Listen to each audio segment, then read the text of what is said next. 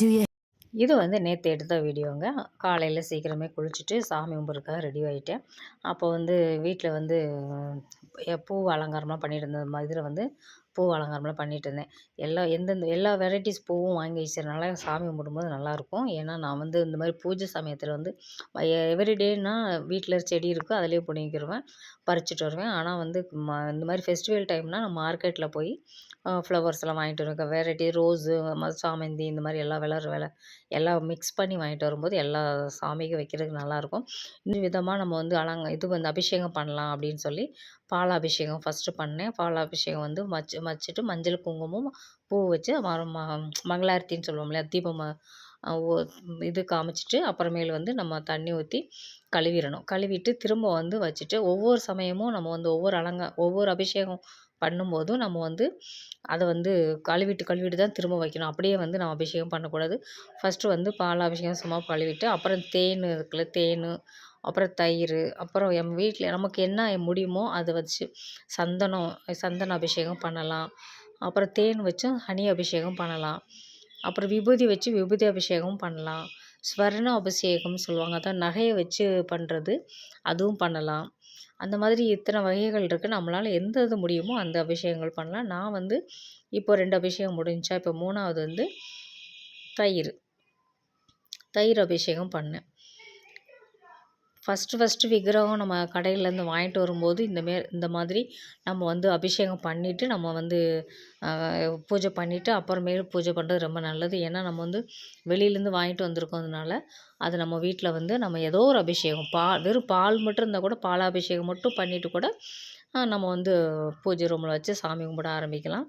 அப்புறம் வந்து தேன் இருந்துச்சுங்க, நான் தேன் அபிஷேகம் பண்ணேன். இதே நான் ஃபஸ்ட் டைமாக வந்து இத்தனை அபிஷேகங்கள் பண்ணுறது, இல்லாட்டி பால் மட்டும் இருக்கும், இல்லாட்டி தயிர் இருந்தால் தயிர் பண்ணிடுவேன், தயிர் அபிஷேகம் பண்ணுவேன். இப்போ வந்து ஃபஸ்ட் டைமாக நான் வந்து இத்தனை அபிஷேகங்கள் பண்ணுறது இதான் முதல் முறை.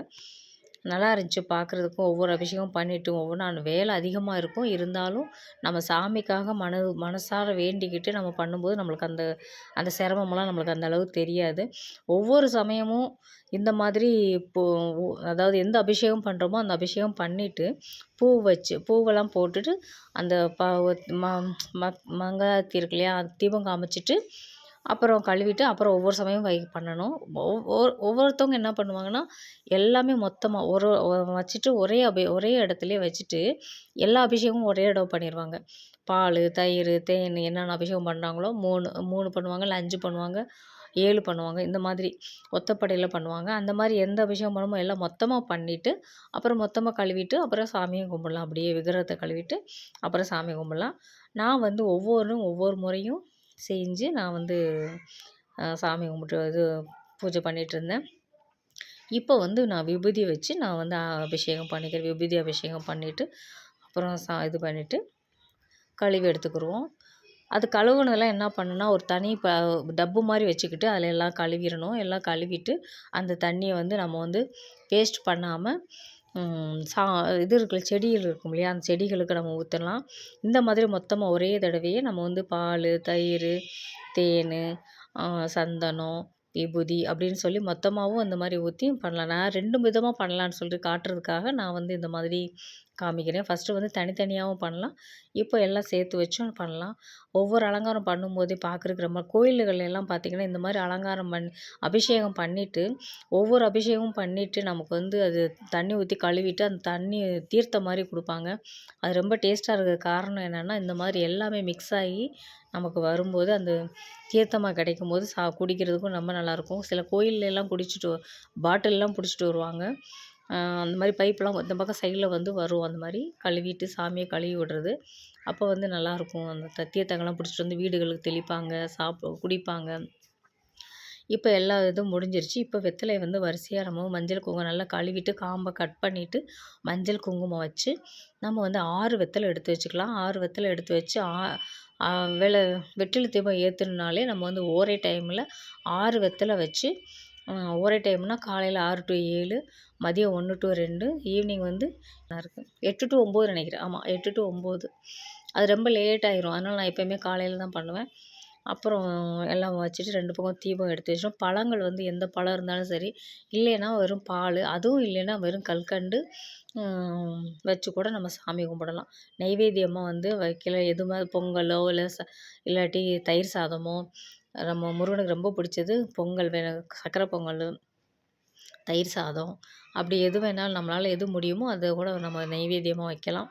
எதுவும் இல்லைன்னா பால் வச்சு இல்லை தண்ணி எதுவுமே இல்லைன்னா கூட வெறும் தண்ணி மட்டும் வச்சு கூட நம்ம வந்து சாமி கும்பிடலாம். சாமி இதுதான் வைக்கணும், இது இல்லையே இதுதான் செய்யணும், அப்படி நம்ம வந்து நெய்வேத்தியம் வந்து இது பண்ணணும் அது பண்ணணும்னு இருந்தால் வைக்கலாம். இல்லைன்னா ஒன்றும் பிரச்சனை இல்லை. சாமி வந்து ஏன் வைக்கல நம்மளை கேட்க போகிறதில்ல. நம்ம மன சந்தோஷத்துக்காக மன நிம்மதிக்காக ஒரு விஷயம் பண்ணும்போது இந்த மாதிரி பண்ணால் நல்லாயிருக்கும் அப்படின்னு சொல்லி நம்ம காலங்காலமாக செஞ்சுட்டு வர்றதுனால நமக்கு வந்து அது வைக்கலைன்னா ஒரு குறையாவே தெரியும். அதுக்காகத்தான் நம்ம வந்து இந்த மாதிரி ஒவ்வொன்றும் சாமி கும்பிடும்போதும் நெய்வேத்தியம் வைக்கிறது. இல்லை சுண்டல் இருந்தாலும் சுண்டல் கூட வைக்கலாம். இப்படி எது முடியுதோ அது வைக்கலாம். எதுவும் இல்லைன்னா கல்கண்டு, எதுவும் இல்லைன்னா தண்ணி, இருக்கிற பச்சை தண்ணியை நம்ம ஒரு கிளாஸ் நிறைய வைக்கணும். அரை குறையா வைக்காமல் நிறையா பிடிச்சி வச்சு நம்ம சாமி கும்பிடலாம். இப்போ வந்து தீப தூப ஆராதனைகள் காமிச்சிக்கிட்டு பூ அலங்காரம் பண்ணும்போதே சூப்பராக இருக்கும் பார்க்குறதுக்கு சாமியை வந்து.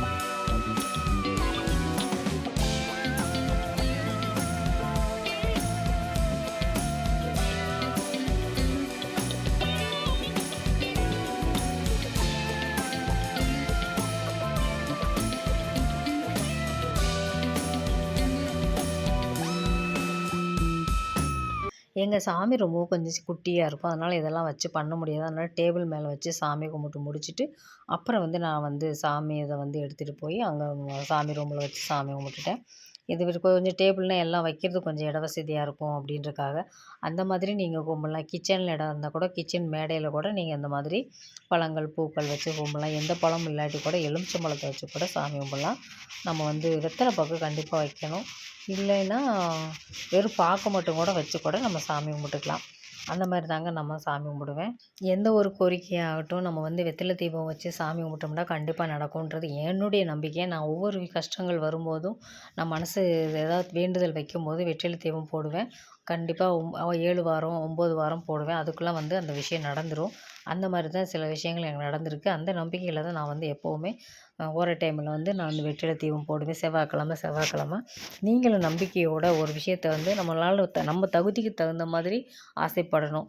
குழந்தை இல்லாதவங்க, கல்யாணம் ஆகாதவங்க, வீடு வாங்கணும், கட்டணும் அப்படின்ற எண்ணங்கள் அந்த மாதிரி இருக்கும். வீட்டு நிம்மதி, சந்தோஷம் வேணும், எந்த பிரச்சனையும் இல்லாமல் நிம்மதியாக இருக்கணும்டா கடவுளே அப்படின்னு சாமி கும்பிட்டு நம்ம வந்து இப்போ இந்த மாதிரி பூஜையும் பண்ணலாம்.